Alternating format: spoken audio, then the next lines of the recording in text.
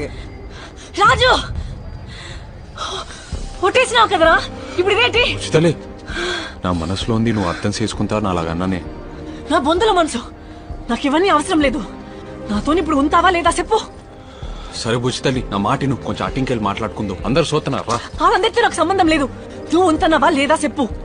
ఒక మంది నన్ను తండేలుగా నమ్మొస్తున్నారు. వాళ్ళని నమ్మి ఊర్లో ఉన్న 70 మంది. వాళ్ళంతా 12 నెలల ఆకలి తెలియకుండా బతకాలంటే మేము 9 నెలల ఆటకెళ్లాల్సిందే. నాకివన్నీ అనవసరం. నేనా తండేలా?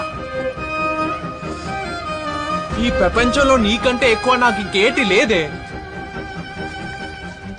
రైలు దిగ్గానే మా అమ్మ దగ్గర కంటే ముందు నీ కాడికే వస్తాను కదే. మరి ఉండిపోవచ్చు కదా, ఉండిపో రాజు నా కోసం.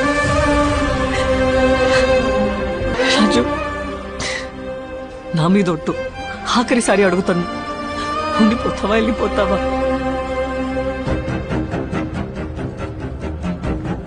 ఎలాకండా ఉండలేని.